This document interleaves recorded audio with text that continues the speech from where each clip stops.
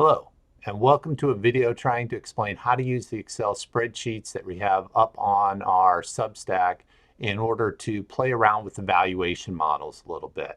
So what we want to do is show you how to go from our default assumptions to whatever you want to assume as far as free cash flow growth rates are, changes in earnings growth or revenue growth or things like that in the other model.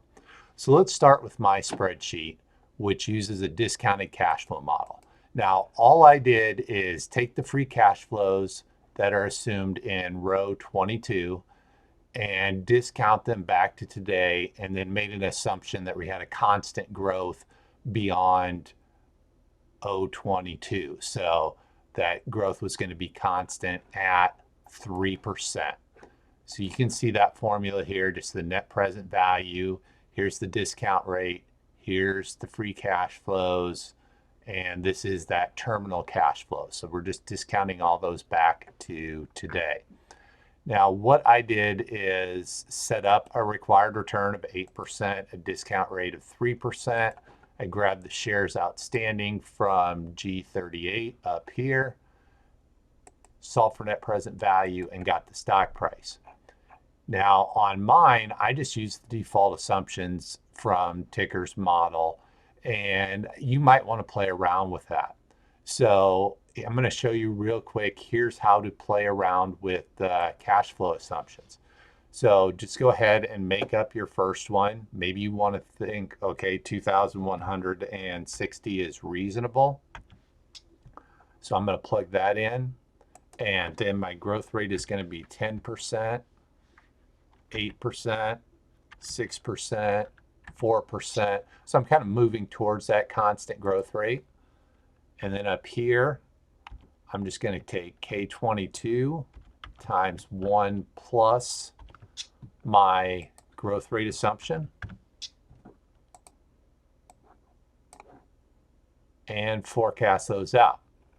Now notice that my growth or cash flows increased a little bit. And so that's going to increase the stock price a little bit. Now you may also say, well, 8% seems a little low. Maybe I want 9%. You may say the growth rate, maybe 3% is too high. What if I want that to be 2%? And you can see each time I do that, the stock price changes. So this gives you the flexibility to go around and play around with the required return, the constant growth rate, your free cash flow assumptions, and kind of play around with that. Now I want to jump over to Trevor's model on CMI. And what he tries to do is forecast the kind of earnings before, or the earnings per share, get that multiple, or take a terminal multiple and figure out what the stock price is worth. Well, you can see these blue spots are his assumptions, and you can change each of those. Don't go trying to change any of the other things. It's going to complicate stuff. But if you think revenue growth is probably not going to be 5%, maybe it's going to be 6% all the way across, you can change that. You can also change it year by year. It doesn't have to be constant. So you could say, well, I think it's going to grow at 10% next year, and then 5%, and then 7%. However you want to set it up, you can do that.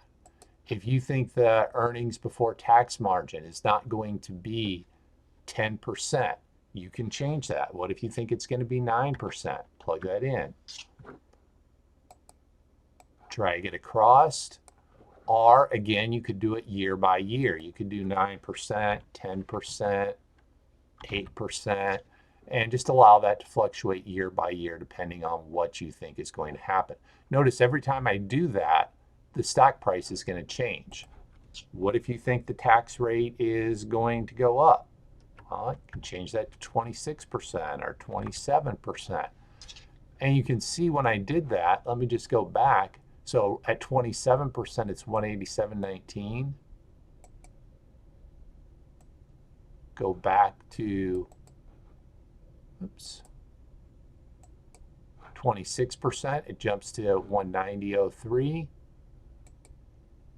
go back to 25%.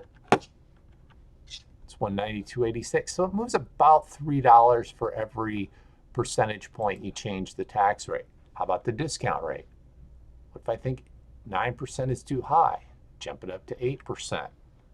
What if I think 9% is too low and I want a 10% return? So I can play around with the discount rate. Terminal model, or terminal multiple. What do I think it's going to trade for at the end of the 10 years? Right now, the default is 13. Maybe you think that's a little low. Maybe you think it's going to be 15. Change it. What if you think it's a little high? Maybe it's going to be 11. Change it. The key is you can change any of these variables and get a different output. So this allows you to have the flexibility to, instead of just use our default assumptions, to play around with the model, use your assumptions, and figure out what the stock is worth. So hopefully that helps. Thank you.